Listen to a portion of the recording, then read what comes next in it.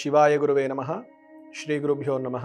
ఈరోజు పంచాంగము 23/4/2024 క్రోధినామ సంవత్సరము, ఉత్తరాయణము, వసంత ఋతువు, చైత్రమాసము, శుద్ధ పౌర్ణమి మంగళవారము తెల్లవారుజాము 4:22 వరకు, నక్షత్రం చిత్తా నక్షత్రం రాత్రి 9:53 వరకు, రాహుకాలము మధ్యాహ్నం 3 గంటల నుండి 4:30 వరకు, గుళికాకాలము మధ్యాహ్నం 12 గంటల నుండి 1:30 వరకు, యమగండ కాలము ఉదయం 9 గంటల నుండి 10:30 వరకు, వర్జము ఉదయం 6:05 వరకు.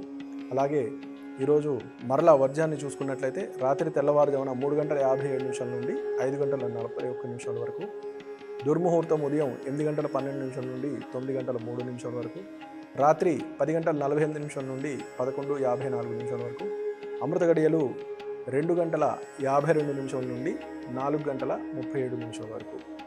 ఈరోజు విశేషమైన ఫలితాలను పొందాలి అనుకున్నట్లయితే వివాహం కాని వారు ప్రత్యేకంగా ఈరోజు మధ్యాహ్నం రాహుకాలం తర్వాత లేదా ప్రదోషకాలంలో కాత్యాయని వ్రతాన్ని ప్రారంభించినట్లయితే వివాహం అంటే వికలత్రము అంటే పెళ్ళి ఏదైనా సమస్యల వల్ల విడిపోయి మళ్ళీ పునర్వివాహం చేసుకునే వారికి కానీ, అంటే 27 ఏళ్ళు, 28, 29 సంవత్సరాలు, అంటే మినిమం 27 పైన పూర్తి చేసుకుని 27వ సంవత్సరం తర్వాత వివాహం గురించి, అంటే ఎక్కువ వయసులో ఉండి వివాహం కావట్లేదు అని ఇబ్బంది పడుతున్న వాళ్ళు ఎవరైతే ఉన్నారో కాత్యాయని అమ్మవారి యొక్క ఆరాధన ప్రారంభించినట్లయితే కరెక్ట్గా 7 వారాలు పూర్తి చేసుకుని 8వ వారం అయ్యేటప్పటికీ, లేదు 9 వారాలు పూర్తి చేసుకుని 10వ వారం అయ్యేటప్పటికీ వారి యొక్క జీవితంలో కొన్ని మార్పుల ద్వారా ఈ వ్రతాన్ని ఆచరించడం వలన భాగస్వామిని పొందడం జరుగుతుంది. అలాగే వివాహంలో కొన్ని ఇబ్బందులు ఎవరైతే ఎదుర్కొంటున్నారో వాళ్ళందరూ కూడా మళ్ళా అన్యోన్య దాంపత్యంతో ముందుకు వెళ్ళేటువంటి సూచన కనబడుతుంది. కాబట్టి భక్తులు ఎవరైతే ఉన్నారో దానికి సంబంధించినటువంటి మీ దగ్గరలో ఉన్న దేవాలయంలో కానీ లేదా మా యొక్క సంచికలో, మరుసటి వచ్చే సంచికలో కాత్యాయని వ్రతానికి సంబంధించినటువంటి సూచన కనబడుతుంది. కాబట్టి పాటించినట్లయితే సత్ఫలితాలు పొందగలుగుతారు.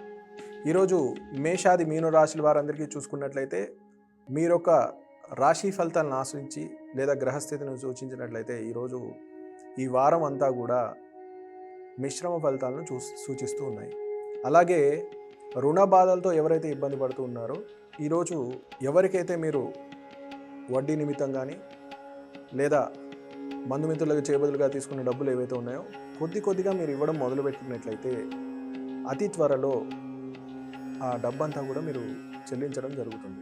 ఎందుకు అంటే ఈరోజు ఉన్న ఫలితాలు, యోగము, ఈరోజు ఉన్న గ్రహస్థితి ఏదైతే ఉందో అది మారుగోరుతుంది. అంటే ఇప్పుడు మీరు ఇవ్వడం మొదలుపెట్టారు, మళ్ళీ మీకు తెలియకుండా మీరు ఇవ్వడం, ఆ ఉన్న రుణాన్ని పూర్తి చేసుకునే ఇవన్నీ జరుగుతుంది. అలాగే మీకు రావాల్సిన డబ్బులు కూడా మీరు ఈరోజు వారితో మాట్లాడి చర్చించి వారితోటి, అంటే వాగ్వివాదానికి కాకుండా సక్రమ మార్గంలో, మంచి ధర్మ మార్గంలో మీరు అడిగినట్లయితే సత్ఫలితాలు పొందేటువంటి సూచన కనబడుతుంది.